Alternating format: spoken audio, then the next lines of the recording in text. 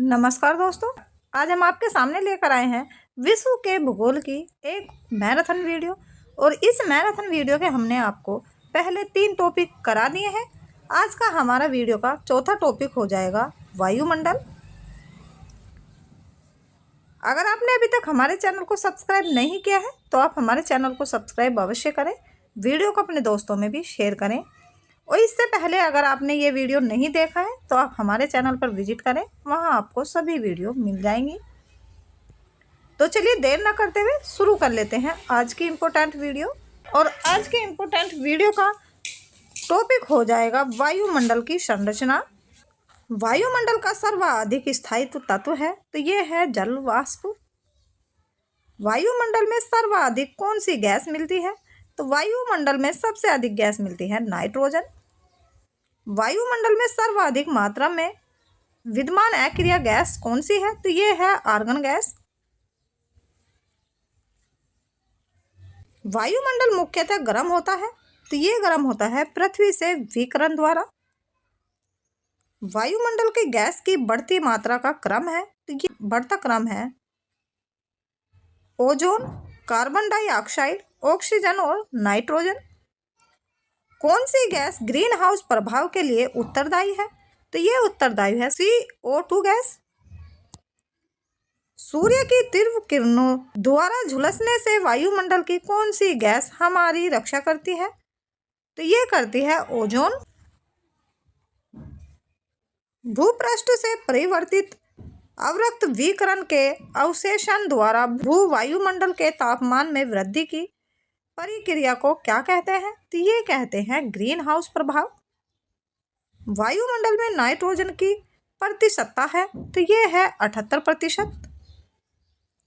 पृथ्वी के धरातल से ऊपर की ओर वायुमंडल के विभिन्न स्तरों का सही अनुक्रम है तो ये है क्षोभमंडल, समताप मंडल, मध्यमंडल और आयन मंडल।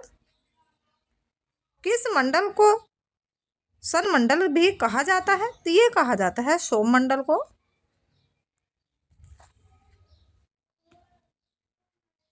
क्षोभमंडल वायुमंडल का सबसे तप्त प्रांत है क्योंकि यह पृथ्वी के पृष्ठ से तप्त हो जाती है। क्षोभमंडल एवं समताप मंडल के बीच स्थित संक्रमण क्षेत्र को क्या कहा जाता है? तो ये कहा जाता है मध्य सीमा।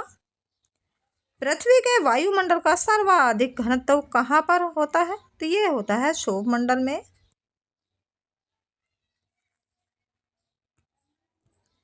वायुमंडल में दैनिक मौसम परिवर्तन करने का कारण होते हैं तो ये होता है क्षोभमंडल। मेघ गरजना वायुमंडल की किस परत में होता है? तो ये होता है क्षोभमंडल में। वायुमंडल की किस सतह में तापमान में बहुत अधिक उतार चढ़ाव नहीं होता? तो ये नहीं होता समताप मंडल में। ओजोन परत पाई जाती है, ओजोन परत पाई जाती है समताप मंडल में। बाहरी वायुमंडल में ओजोन की परत हमारी मदद करती है तो ये मदद करती है पराबैंगनी किरणों का अवशोषण करने में। समुद्र तल पर औसत वायु दाब कितना होता है? समुद्र तल पर औसत वायु दाब होता है 1013.25 मिलीबार। वायु दाब प्राय सर्वाधिक होता है जब वायु होती है तो जब वायु ठंडी तथा शुष्क होती है। वायु दाब में अचानक आने वाली कमी किसका सूचक होती है? तो यह सूचक होती है तूफानी मौसम का। सामान्य वायु दाब पाया जाता है तो ये पाया जाता है सागर तल पर। ग्लोब पर दाब कटिबंधों की संख्या कितनी है? तो ये है 7।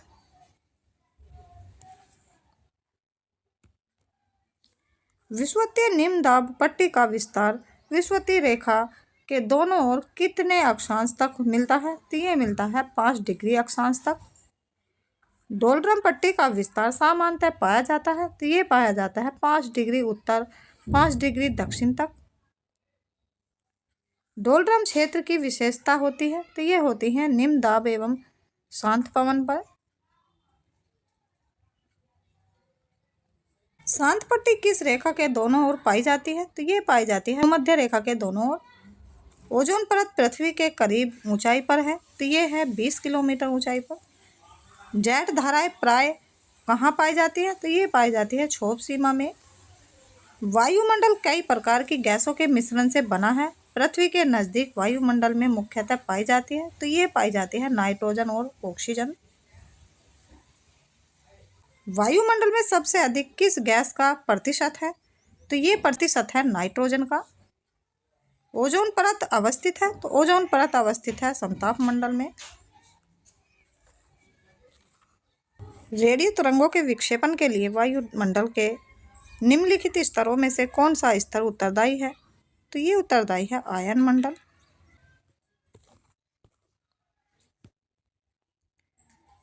संचार उपग्रह वायुमंडल के किस स्तर में अवस्थित किए जाते हैं, तो ये अवस्थित किए जाते हैं बाह्य मंडल में। दूसरा टॉपिक हो जाएगा पवन। व्यापारिक हवाएं किन अक्षांशों की ओर बहती हैं, तो ये बहती है अव अक्षांशों से विषुवत रेखा की ओर। उच्च दाब क्षेत्र से भूमध्य सागर की ओर चलने वाली पवनें होती हैं, तो ये होती है व्यापारिक पवनें।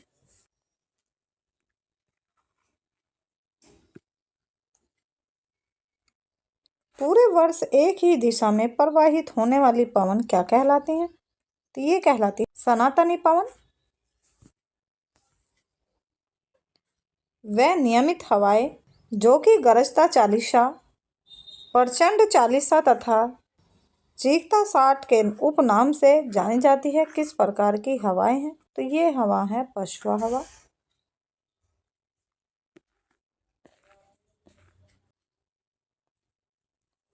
धारता चालीसा क्या है, तो धारता चालीसा है दक्षिण गोलार्ध में 40 डिग्री अक्षांश के पास चलने वाली तेज हवा। भयंकर 50 चलते हैं, तो ये चलते हैं 50 डिग्री दक्षिण अक्षांश पर। चीखता 60 पवन प्रवाहित होती है, तो ये होती है 60 डिग्री दक्षिण अक्षांश के निकट। मानसून शब्द का तात्पर्य है, तो मानसून शब्द का तात्पर्य है हवाओं के रुख का बदलना। मानसूनी हवाएं हैं, तो मानसूनी हवाएं हैं निम्न दाब क्षेत्र से निम्न दाब क्षेत्र की ओर चलती हैं। अल्पस पर्वत के ऊपरी भाग में बहने वाली उष्ण सूक्ष्म स्थानीय हवाओं को क्या कहा जाता है, तो ये कहा जाता है फान। रॉकी पर्वत के पूर्वी ढालों पर उतरने वाली हवा को संयुक्त राज्य अमेरिका और कनाडा में क्या कहा जाता है, ये कहा जाता है चिनूक हवा। कौन सी वायु स्विट्जरलैंड में अल्प्स के विमुख ढाल पर बहती है, तो ये बहती है फान। पछुआ हवा वह हैं जो बहती हैं भूमध्य रेखा से 30 डिग्री से 7 डिग्री उत्तर दक्षिण अक्षांश रेखाओं के मध्य।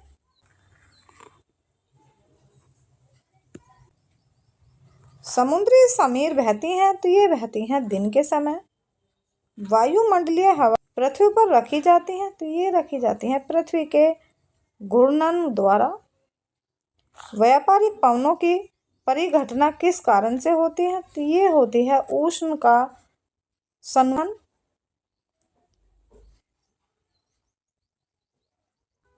सिरोको एक नाम किस अर्थ के लिए प्रयुक्त होता है, तो ये होता है एक स्थानीय पवन के लिए। डोल ड्रम क्या है, तो डोल ड्रम है उष्ण कटिबंधीय पवन पट्टी।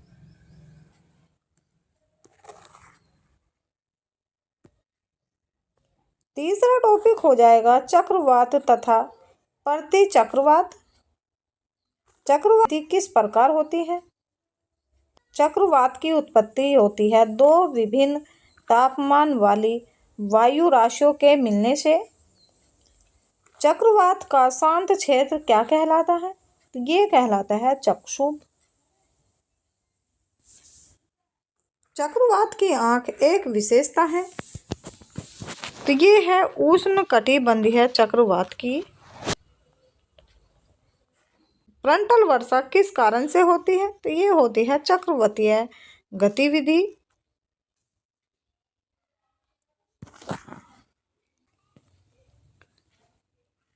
मापक पर किसका मापन किया जाता है? तो ये किया जाता है चक्रवातों की शक्ति का।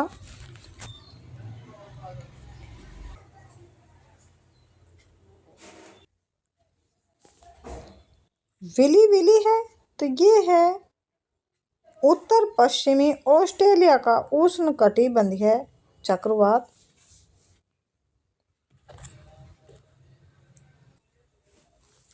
बैरोमीटर में पारे के तल की अचानक गिरावट सूचक है तो ये है तूफान का सूचक। टोर्नेडो बहुत प्रबल उष्णकटिबंधीय चक्रवात है जो उठते हैं, तो ये उठते हैं कैरिबियन सागर में। हरिकेन चलते हैं मिसिसिपी घाटी में।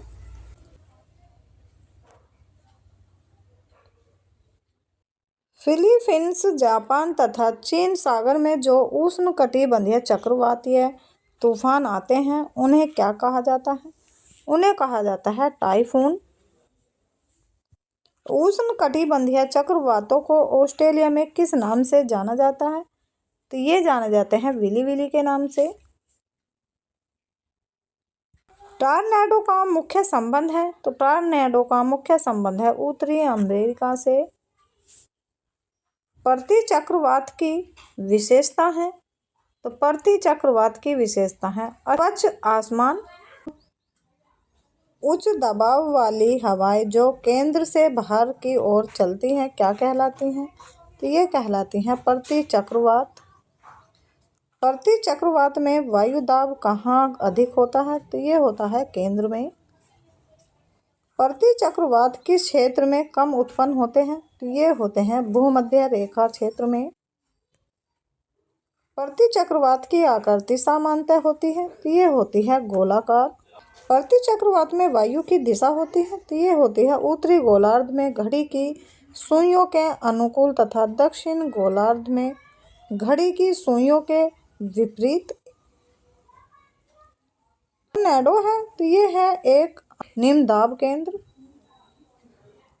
डोलड्रम क्या है? तो डोलड्रम है भूमध्य रेखा के आसपास दाब का क्षेत्र। चौथा टॉपिक हो जाएगा मेघ।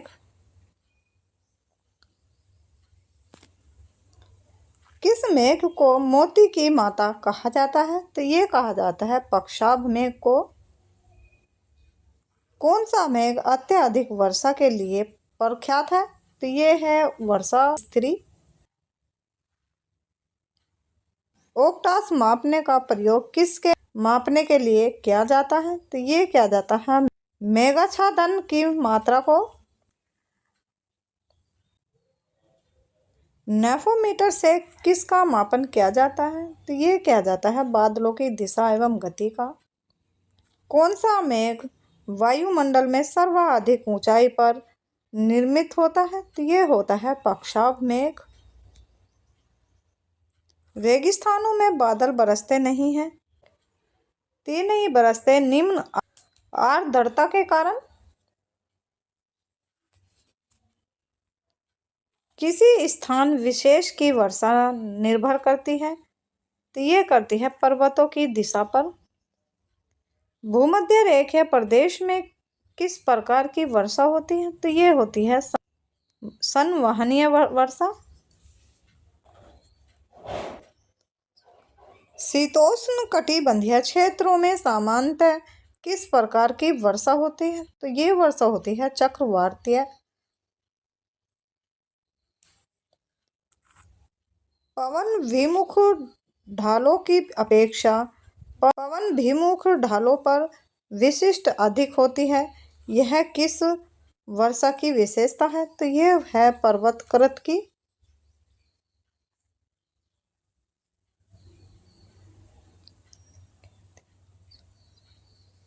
संसार की अधिकांश वर्षा किस रूप में होती है? तो ये होती है पर्वतीय वर्षा।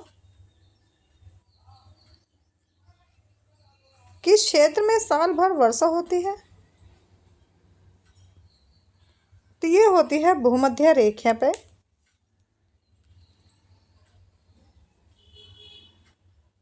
किस क्षेत्र में जाड़े की ऋतु में ही वर्षा होती है? तो ये होती है भूमध्य सागरीय क्षेत्र में।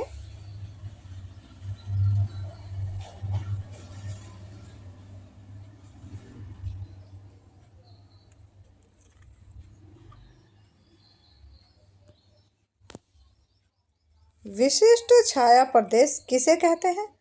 तो विशिष्ट छाया प्रदेश कहते हैं पर्वतों के पवना विमुख ढाल को, समान वर्षा की मात्रा वाले स्थानों को मिलने वाली रेखा को क्या कहा जाता है? ये कहा जाता है आइसोहाइट।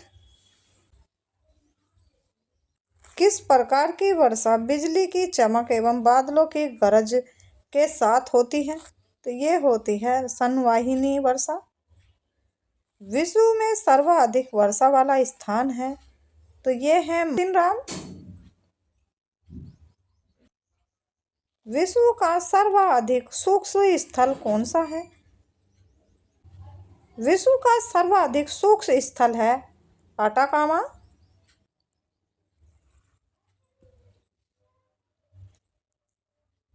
कृत्रिम वर्षा में किसका प्रयोग किया जाता है? तो ये प्रयोग किया जाता है सिल्वर आयोडाइड का। रेगिस्तान में बादल अब होकर क्यों नहीं बरसते? तो ये नहीं बरसते कम आर्द्रता के कारण। सर्वाधिक ऊंचाई के बादल हैं तो ये है साब स्त्री बादल। किस क्रिया में जल गैस से तरल अवस्था में बदल जाता है? तो यह बदल जाता है संघनन। मेघों का निर्माण किस प्रकार होता है? तो मेघों का निर्माण होता है अस्थायी स्थिर वायु द्वारा। पक्षाभ मेघों का रंग और बनावट कैसी होती है? तो ये होती है पक्षी के पतले पैरों जैसी। अगला टॉपिक हो जाएगा जलमंडल,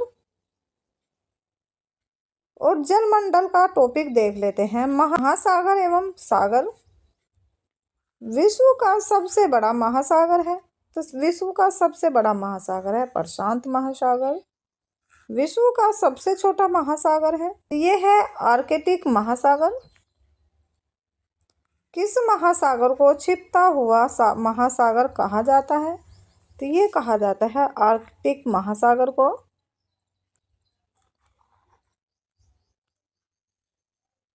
किस महासागर की प्रमुख विशेषता प्रवाल है? प्रशांत महासागर की।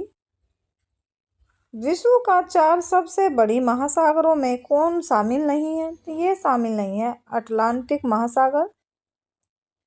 विश्व की सबसे गहरी खाई मरियाना ट्रेंच किस महासागर में स्थित है? तो ये स्थित है प्रशांत महासागर में। अग्निविल्य की उपस्थिति किस महासागर में पाई जाती है? तो ये पाई जाती है प्रशांत महासागर में।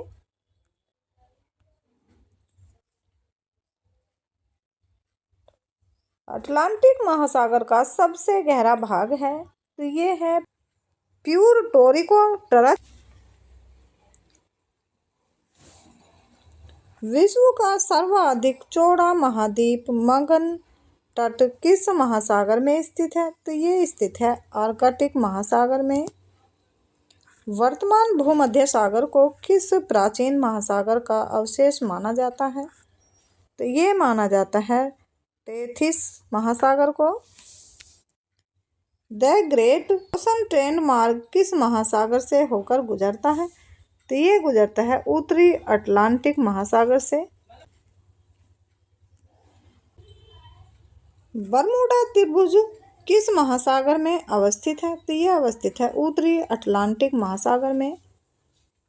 समुद्र पृथ्वी की सतह का लगभग घेरे है तो ये है 70%।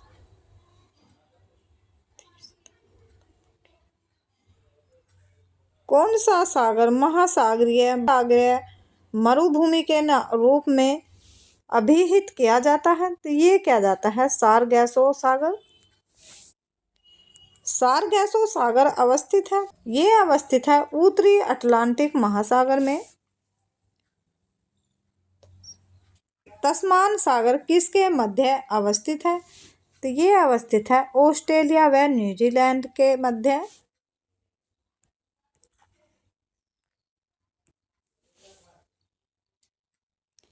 किस सागर की सीमाएं 3 महाद्वीपों को स्पर्श करती है? तो ये स्पर्श करती है बेरिंग सागर की। कौन सा सागर स्थल बंद है? तो ये है अरल सागर। किस सागर का तट नहीं है? तो तट नहीं है सारगैसो सागर का। तुर्की के उत्तर में है? तो तुर्की के उत्तर में है काला सागर।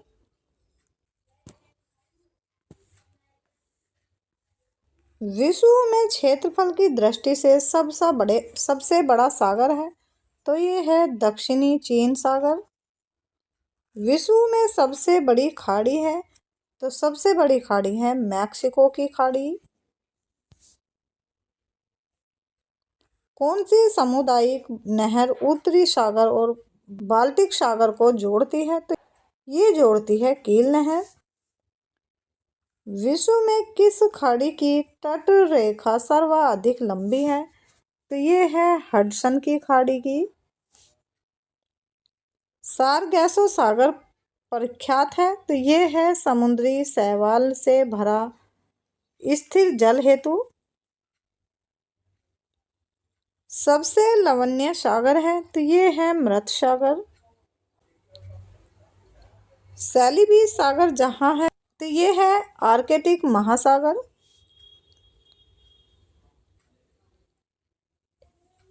नाइन्टी ईस्ट रोज कहाँ पर स्थित है?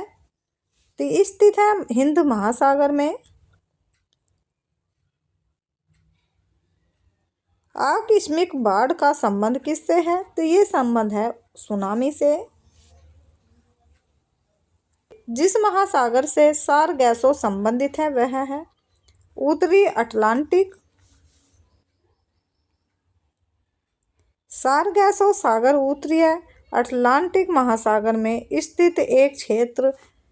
इस क्षेत्र में सारगैसो नाम की वनस्पति बहुलता में पाई जाती है, जिसके कारण इसका नाम सारगैसो सागर पड़ा।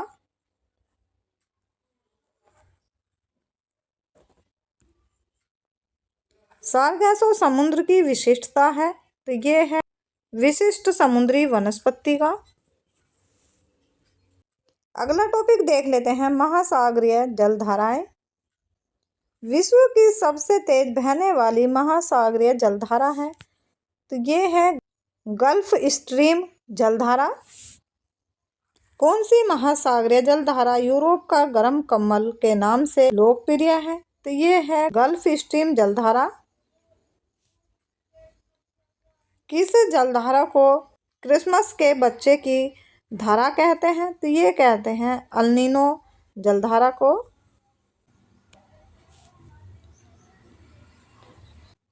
गहरा नीला रंग होने के कारण किस जलधारा को जापानी लोग जापान की काली धारा कहते हैं? तो ये कहते हैं क्यूरोशियो जलधारा को। किस जलधारा को हमबोल्ट की जलधारा के नाम से भी जाना जाता है?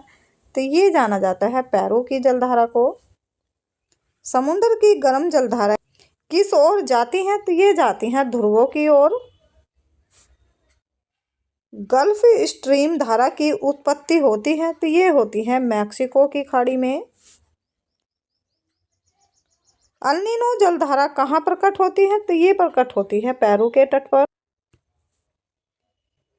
चिली और पेरू के तट से दूर शीत जल के अप्रवाह से बनी धारा क्या कहलाती है? तो ये कहलाती है हमबोल्ट धारा। महासागर की जलधाराओं का एक असर यह होता है कि ये जल को साफ रखती हैं। लैब्राडोर की ठंडी धारा और गल्फ स्ट्रीम गर्म धारा कहाँ एक दूसरे से मिलती हैं? तो ये मिलती हैं उत्तरी अमेरिका के उत्तर पूर्वी तट पर। अफ्रीका के दक्षिण पश्चिम तट पर बहने वाली महासागरीय जलधारा है? तो ये है बेंगुला जलधारा।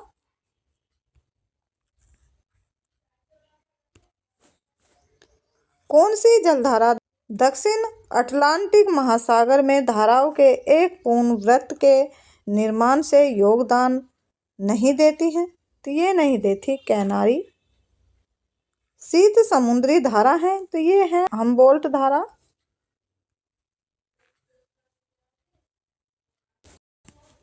हिंद महासागर में सागर धाराओं में के नियमित दिशा में परिवर्तन के लिए कौन सा कारक उत्तरदायी है?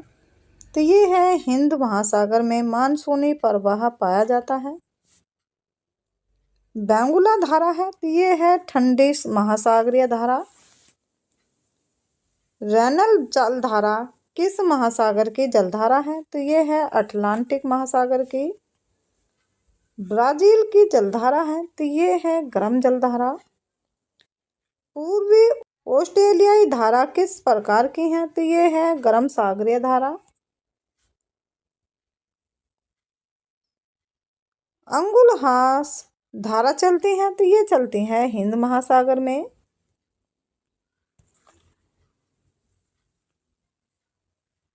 निम्नलिखित में से कौन सी शीत धारा है? तो ये है पेरुवियन हम्बोल्ट धारा। गल्फ स्ट्रीम है, तो गल्फ स्ट्रीम है एक महासागरीय धारा। अगला टॉपिक हो जाएगा महासागरीय लवणता। विश्व में सर्वाधिक लवणता पाई जाती है, तो ये पाई जाती है मृत सागर में। सागरीय जल में सर्वाधिक मात्रा में पाए जाने वाला लवण है, तो ये है सोडियम क्लोराइड। महासागरीय जल में लवणता की सर्वाधिक मात्रा किन अक्षांशों के मध्य पाई जाती है? तो ये पाई जाती है 20 डिग्री से 40 डिग्री अक्षांश के मध्य। समुद्री जल की औसत लवणता है, तो ये है 35 डिग्री। महासागरीय जल की सर्वाधिक लवणता पाई जाती है, तो ये पाई जाती है 35 डिग्री अक्षांश के निकट। सामान्यतः महासागरीय जल की लवणता गहराई में वृद्धि के साथ साथ तो ये बढ़ती है। लवणता की मात्रा सर्वोच्च है, तो ये है मृत सागर। सागरीय लवणता का स्रोत है, तो ये है नदियां। अरब सागर के पानी का औसत खारापन है, तो ये है 35 ppt।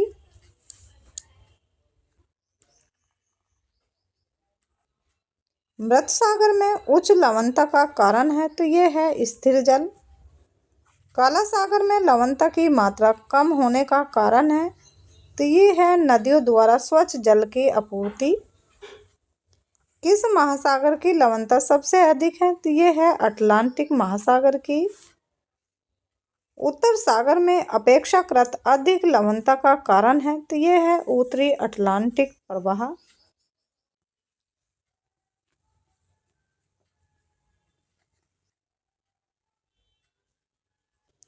लवणता की सर्वाधिक मात्रा जिसमें पाई जाती है वह है मृत सागर। लवणता की सर्वाधिक मात्रा पाई जाती है, तो सर्वाधिक मात्रा पाई जाती है मृत सागर में। अगला टॉपिक हो जाएगा जल संधियां। कौन सी जल संयोजी यूरोप को अमेरिका से पृथक करती है? तो ये करती है जिब्राल्टर। डोवर जल संधि जोड़ती है, तो ये जोड़ती है इंग्लिश चैनल एवं उत्तरी सागर को। कौन सी जल संधि अंतरराष्ट्रीय तिथि रेखा के समानांतर स्थिर है? तो ये स्थित है बेरिंग जल संधि। विश्व की सबसे चौड़ी जल संधि कौन सी है? तो ये है डेविस जल संधि।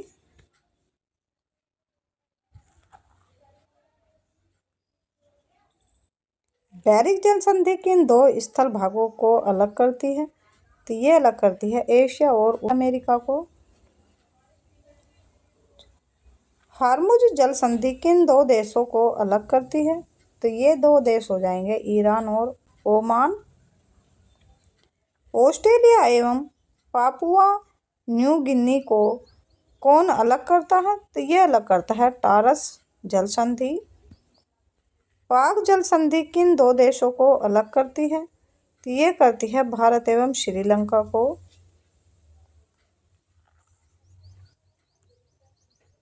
बेरिंग जल डमरू मध्य अलग करता है, तो ये करता है आर्कटिक महासागर को प्रशांत महासागर से। मलका जल संधि किन दो सागरों को संयुक्त करती है? तो ये करती है अंडमान सागर तथा दक्षिणी चीन सागर को। भूमध्य सागर एवं अटलांटिक महासागर को जोड़ने वाली जल संधि है, तो ये है जिब्राल्टर जल संधि। जाफना प्रायद्वीप तथा श्रीलंका की मुख्य भूमि को जोड़ने वाला पास है, तो ये है एलिफेंटा पास।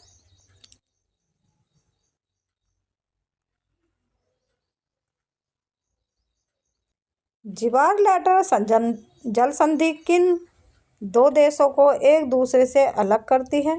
तो ये अलग कर स्पेन एवं मार्को को।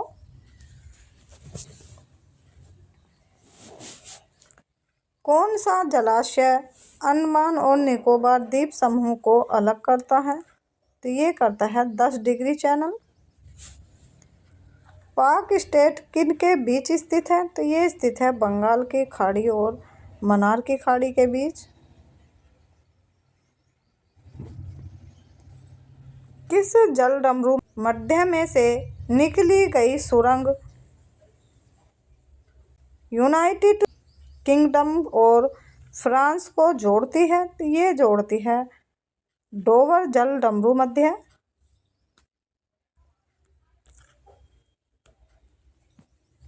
कौन सा जल डमरू मध्य अंतरराष्ट्रीय तिथि रेखा के सर्वाधिक निकट है? तो ये है बेरिंग जल डमरू मध्य। इंग्लिश चैनल स्थित है, तो ये स्थित है इंग्लैंड एवं फ्रांस के बीच।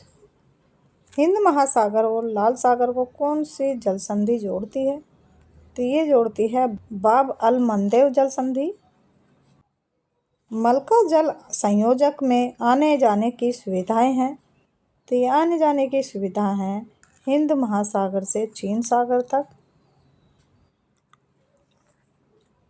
निम्नलिखित जल डमरू मध्यों में से किसी एक से निकाली गई सुरंग यूनाइटेड किंगडम और फ्रांस को जोड़ती है?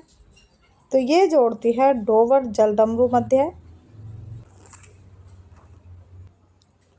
10 डिग्री चैनल पृथक है, तो ये कराता है अंडमान को निकोबार द्वीपों से।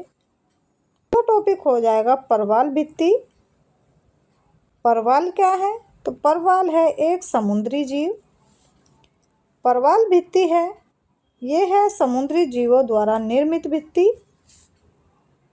कौन सा सागर परवाल की उत्पत्ति के लिए उपयुक्त है? तो ये है उष्णकटिबंधीय महासागर।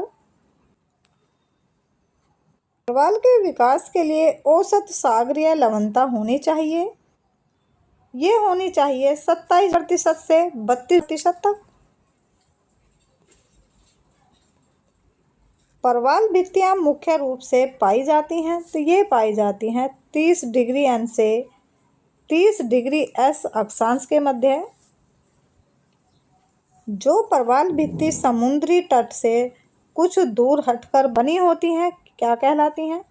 तो ये कहलाती हैं अवरोधक परवाल भित्ति। किस परवाल भित्ति का आकार घोड़े के नाल या मुद्रिका के समान होता है? तो ये होता है एटोल का। तटीय परवाल भित्ति एवं स्थल खंड के बीच विकसित होने वाली लैगून को क्या कहा जाता है? तो ये कहा जाता है बोट चैनल। परवाल भित्तियों की उत्पत्ति से संबंधित भू अवतलन सिद्धांत का प्रतिपादन किसने किया है? तो ये क्या था डार्विन ने। परवाल भित्तियों की उत्पत्ति से संबंधित हिमानी नियंत्रण सिद्धांत का प्रतिपादन किसने किया? तो ये क्या था डेली ने। विश्व की सबसे बड़ी परवाल भित्ति ग्रेट बैरियर रीफ कहाँ स्थित है? तो ये स्थित है ऑस्ट्रेलिया के पूर्वी तट पर। ग्रेट बैरियर रीफ की लंबाई और चौड़ाई क्रम से कितनी है? तो इसकी लंबाई हो जाएगी 1900 किलोमीटर। वह चौड़ाई हो जाएगी 160 किलोमीटर। ऑस्ट्रेलिया के पूर्वी तट पर स्थित ग्रेट बैरियर रीफ किस प्रवाल भित्ति का उदाहरण है? तो ये उदाहरण है अवरोधक प्रवाल भित्ति का। प्रवाल भित्तियां समुद्री प्रतिरूप है, तो ये प्रतिरूप है उष्णकटिबंधीय वर्षावनों का।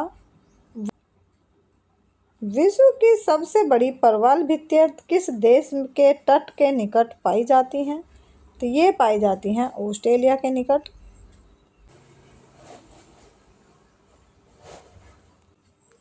ग्रेट बैरियर रीफ किसके समीप स्थित है? तो ये स्थित है ऑस्ट्रेलिया के समीप। कोरल रीफ या जीवाश्म पट्टी प्राय कहाँ पाई जाती हैं? तो ये पाई जाती हैं 18 डिग्री सेल्सियस से ऊपर शीतोष्ण जलवायु क्षेत्र में। पोर्ट बेलियर के समीप की प्रसिद्ध प्रवाल भित्ति मृत हो रही है, तो ये अत्यधिक मत्स्यन के कारण मृत हो रही है। कोरल रीफ या जीवाश्म पट्टी प्राय कहाँ पाई जाती हैं? तो ये पाई जाती हैं कर्क और मकर रेखा के तटीय क्षेत्रों में। ग्रेट बैरियर रीफ कहाँ स्थित है? तो ये स्थित है प्रशांत महासागर में। प्रवाल द्वारा निर्मित ग्रेट बैरियर रीफ किस तट के समीप स्थित है? ये स्थित है क्वींसलैंड के समीप। छठा टॉपिक हो जाएगा ज्वार भाटा। परगामी तरंग सिद्धांत किसकी उत्पत्ति के व्याख्या कराता है? तो ये व्याख्या कराता है ज्वार भाटा की। ज्वार भाटा की उत्पत्ति के संबंध में परगामी तरंग सिद्धांत का प्रतिपादन किसने किया है? तो ये क्या था? विलियम वेवेल ने। किसके गुरुत्वाकर्षण के कारण ज्वार भाटा आता है? तो ये आता है पृथ्वी पर सूर्य और चंद्रमा के कारण। असाधारण रूप से उच्च एवं निम्न ज्वार जो अमावस्या या पूर्णिमा को, जबकि सूर्य चंद्रमा और पृथ्वी लगभग संरेखित हो आते हैं, उन्हें क्या कहते हैं? तो उन्हें कहते हैं वृत्त ज्वार। दैनिक ज्वार भाटा के मध्य समय अंतर होता है, तो ये समय अंतर है 24 घंटे 52 मिनट का। अर्ध दैनिक ज्वार भाटा प्राय कितने समय बाद आता है? तो ये आता है 12 घंटे 26 मिनट के बाद।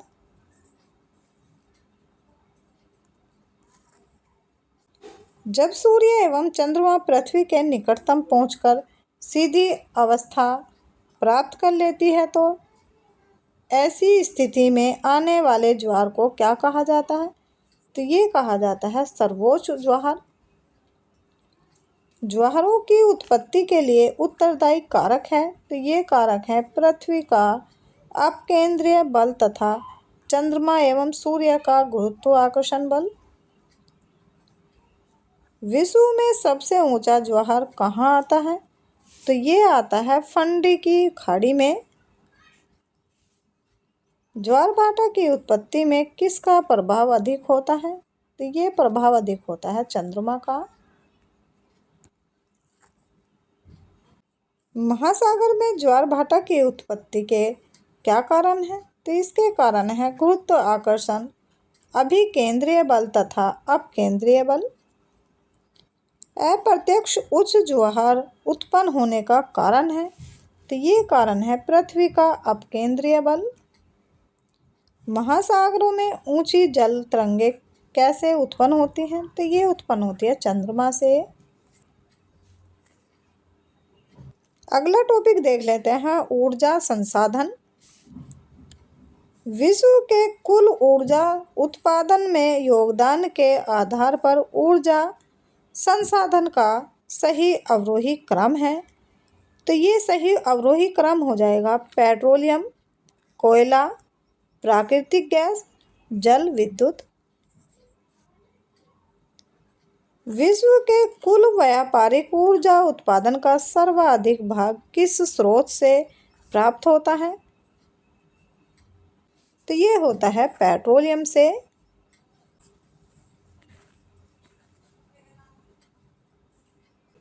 पेट्रोलियम पदार्थ कहाँ से प्राप्त होते हैं?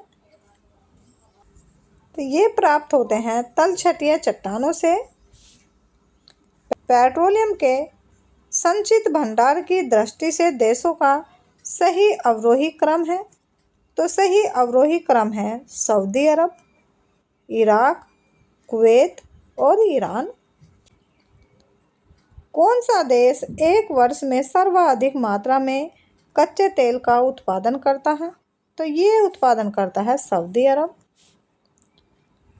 कहाँ विश्व का सबसे बड़ा परमाणु तेल भंडार स्थित है? तो ये सबसे बड़ा परमाणु तेल भंडार है सऊदी अरब में। बाकू किसके लिए प्रसिद्ध है? तो ये प्रसिद्ध है खनिज तेल के लिए। मध्य पूर्व के खनिज तेलों में अग्रणी उत्पादक है तो ये है सऊदी अरब। ओपेक देशों में खनिज तेल का सबसे अधिक उत्पादन करता है तो ये करता है सऊदी अरब। गैर तेल निर्यातक देशों में खनिज तेल उत्पादन में अग्रणी देश है तो ये है संयुक्त राज्य अमेरिका। विश्व में पेट्रोलियम का सबसे बड़ा आयातक है तो ये है संयुक्त राज्य अमेरिका। खनिज तेल का प्रथम कुआं 1859 ईस्वी में किस देश में खोदा गया? तो ये खोदा गया था संयुक्त राज्य अमेरिका में। विश्व का सबसे बड़ा खनिज तेल उपभोक्ता देश है तो ये है संयुक्त राज्य अमेरिका। किस देश में सर्वप्रथम पेट्रोलियम का उत्पादन हुआ? तो ये हुआ था संयुक्त राज्य अमेरिका में। पेट्रोलियम प्राकृतिक गैस एवं जल सामान्यतः एक साथ पाए जाते हैं। ऊपर से नीचे की ओर इसका सही क्रम क्या होगा? तो ये है प्राकृतिक गैस, पेट्रोलियम और जल। विश्व का सबसे बड़ा यूरेनियम उत्पादक देश है तो ये है कनाडा। थोरियम का सबसे बड़ा भंडार कहाँ पाया जाता है? तो ये पाया जाता है भारत में। कहा जाता है तो ये कहा जाता है खनिज तेल को। विश्व में पवन ऊर्जा का सबसे बड़ा उत्पादक देश है तो ये है संयुक्त राज्य अमेरिका। विश्व में पवन ऊर्जा उत्पादक देशों में भारत का कौन सा स्थान है? तो भारत का 5वां स्थान है। पर्यावरण के अनुकूल होने के कारण किसे श्वेत कोयला के नाम से जाना जाता है? तो ये जाना जाता है जल विद्युत को। विश्व की सभी नदियों में किस संभावित जल विद्युत क्षमता अधिकतम है? तो ये है कांगो नदी, जायरे नदी की।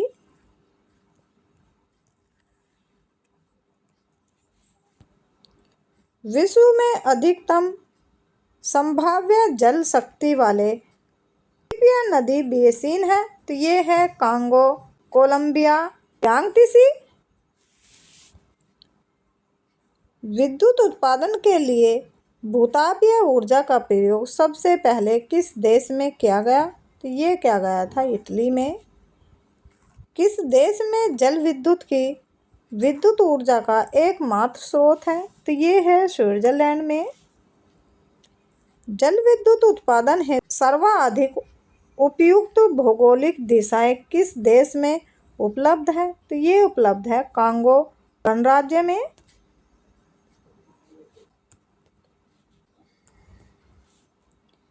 कोयले की सर्वोत्तम किस्म है तो ये है एंथ्रासाइट कोयला।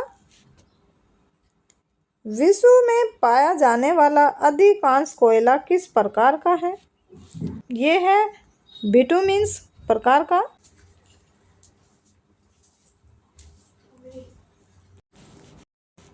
सबसे निम्न कोटि का कोयला होता है तो ये होता है पीट कोयला। कौन सी किस्म भूरा कोयला के नाम से जानी जाती है? तो ये जानी जाती है लिग्नाइट कोयले को। सन 1883 में विश्व के किस देश में सर्वप्रथम जल विद्युत की स्थापना की गई? तो ये की गई थी फ्रांस में। कोयला किस प्रकार की चट्टानों में पाया जाता है? तो ये पाया जाता है अवसादी चट्टानों में। विश्व में कोयला का सर्वाधिक संचित भंडार किस देश में है? तो ये है संयुक्त राज्य अमेरिका में। संयुक्त राज्य अमेरिका का सर्वाधिक महत्वपूर्ण कोयला क्षेत्र है तो ये है अपलेशियन क्षेत्र। विश्व में कोयले का सबसे बड़ा उत्पादक देश है तो ये है चीन। विश्व विख्यात डोनबास कोयला क्षेत्र किस देश में स्थित है? तो ये स्थित है यूक्रेन में। कुजबास कोयला क्षेत्र किस देश में स्थित है? तो ये स्थित है रूस में। विश्व की सबसे बड़ी कोयले की खान बाकी किस क्षेत्र में स्थित है? तो ये स्थित है जिम्बाब्वे में। जो ऊर्जा पृथ्वी की सतह के नीचे संचित ऊर्जा को काम में ला सकती है उसे क्या कहा जाता है? तो उसे कहा जाता है भूतापीय ऊर्जा। दक्षिण पूर्वी एशिया का सबसे बड़ा खनिज तेल उत्पादक देश है तो ये है इंडोनेशिया। निम्नलिखित में से कहाँ विश्व का सबसे बड़ा प्रमाणित तेल भंडार स्थित है? तो ये स्थित है वेनेजुएला में। भारतीय खान ब्यूरो द्वारा प्रकाशित इंडियन मिनरल ईयर बुक 2014 के अनुसार कच्चे तेल के सबसे बड़े प्रमाणित भंडार वेनेजुएला में है। निम्नलिखित देशों में से कौन सा एक यूरेनियम का प्रमुख उत्पादक है? तो ये प्रमुख उत्पादक है कनाडा में।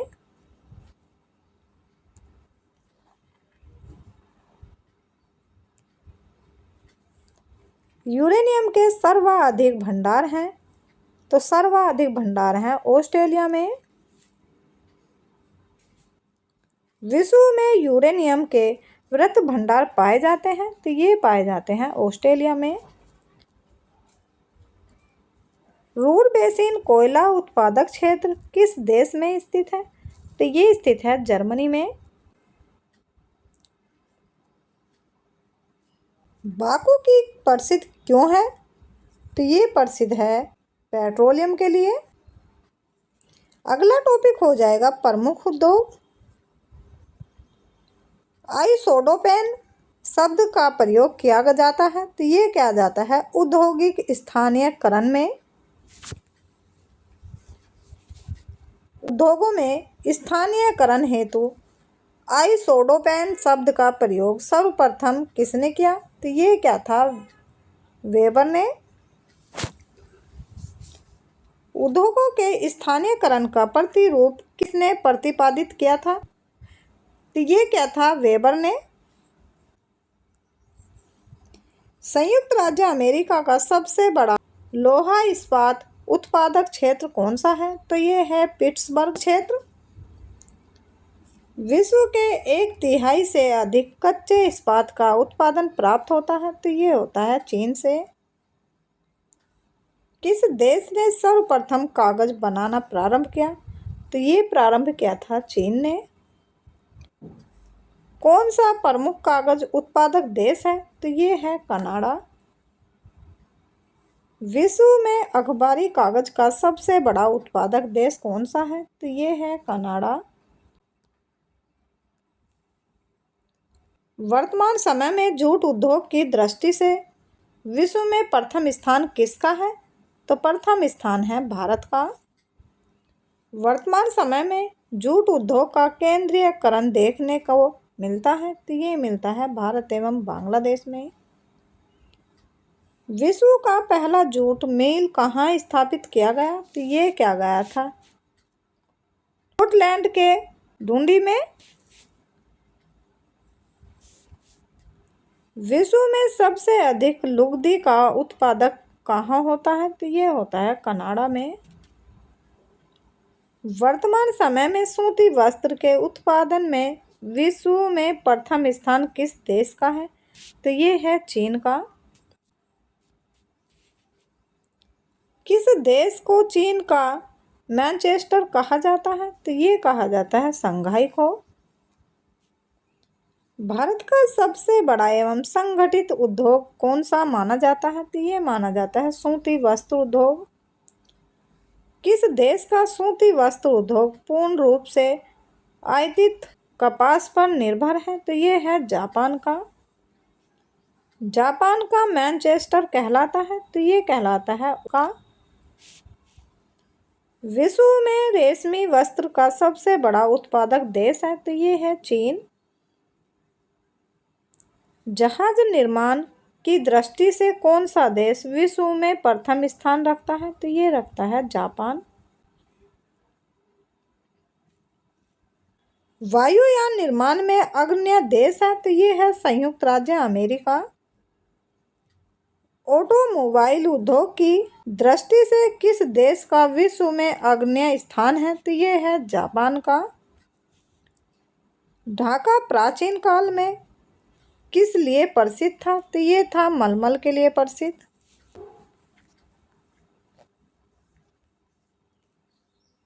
तेल शोधन उद्योग में विश्व का कौन सा देश अग्रणी स्थान रखता है? तो ये रखता है संयुक्त राज्य अमेरिका। विश्व में सर्वाधिक तेल शोधक कारखाने किस देश में स्थित है? तो ये स्थित है संयुक्त राज्य अमेरिका में। ब्यूनस आयरस किसके लिए प्रसिद्ध है? तो ये प्रसिद्ध है डेयरी पदार्थ व मक्खी। विश्व में चीनी का सबसे बड़ा उत्पादक देश है? तो ये है भारत। जापान विश्व के अग्रणी औद्योगिक देशों में से एक है क्योंकि उसके पास उच्च तकनीकी क्षमता है। किस देश में बाजार आधारित लोहे एवं इस्पात के कारखाने पाए जाते हैं? तो ये पाए जाते हैं जापान में।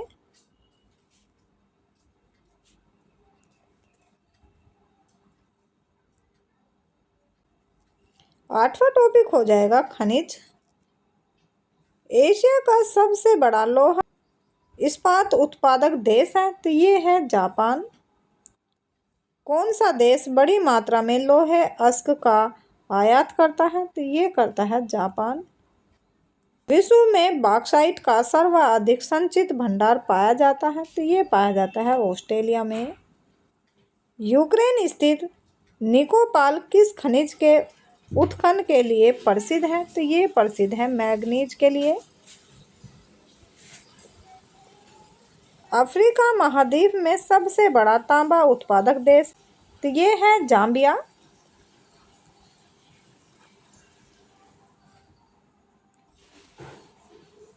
संसार में तांबे का अग्रणी उत्पादक है? तो ये है अमेरिका।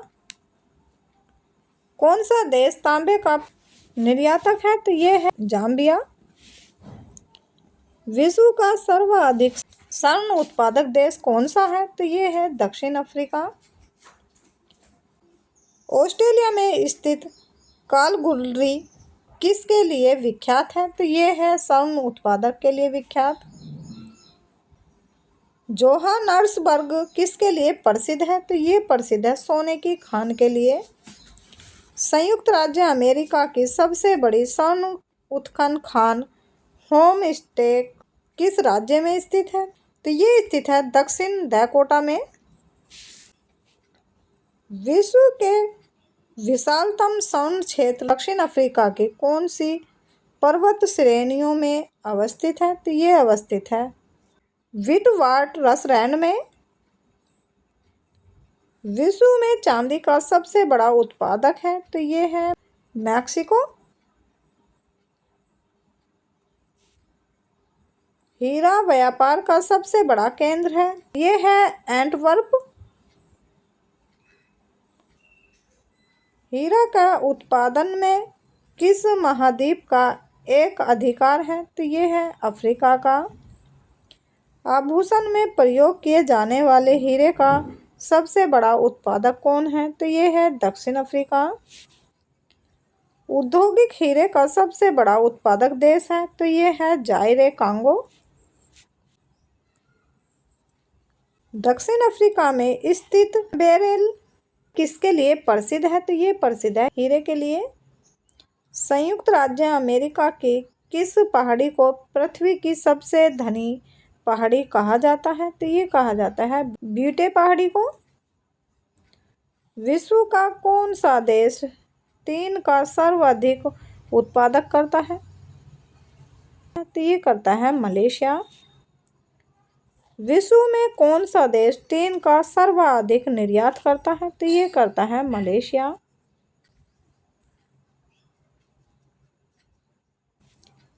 विश्व का सबसे बड़ा कोबाल्ट उत्पादक देश है तो ये है जायरे।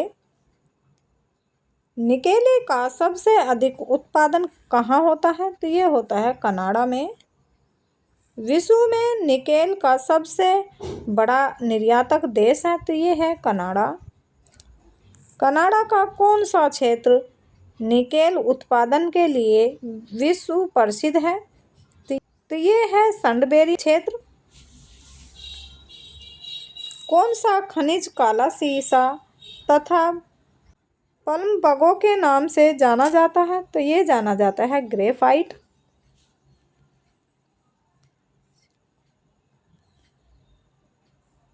सिलिकॉन घाटी अवस्थित है तो ये अवस्थित है कैलिफोर्निया में। खनिज पदार्थों की दृष्टि से भारत का कौन सा क्षेत्र अधिक समृद्ध है? तो ये है छोटा नागपुर का पठार। संसार में टाइटेनियम का सबसे बड़ा उत्पादक है तो ये है रूस। किसे जुड़वा खनिज कहा जाता है? तो ये कहा जाता है सीसा एवं जस्ता को।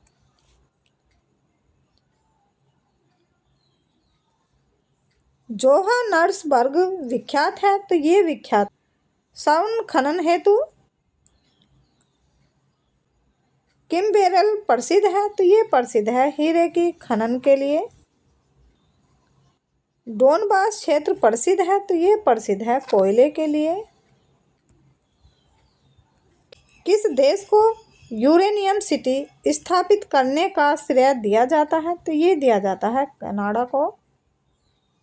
किसके पास दुनिया का सबसे बड़ा यूरेनियम भंडार है? तो ये है कनाडा के पास। दक्षिण अमेरिका में खनिजों का भंडार जो क्षेत्र है वह है तो वह है ब्राज़ील का पठार। कुलगार्डी ऑस्ट्रेलिया के जिस प्रांत में स्थित है तो वह है वेस्टर्न ऑस्ट्रेलिया। विश्व में चांदी का सबसे बड़ा उत्पादक है तो ये है मैक्सिको।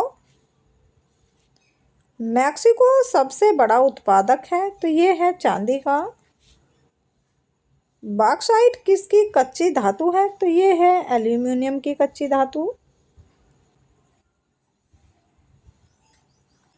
निम्नलिखित में से कहाँ विश्व का सबसे बड़ा प्रमाणित तेल भंडार स्थित है? तो ये स्थित है वेनेजुएला में।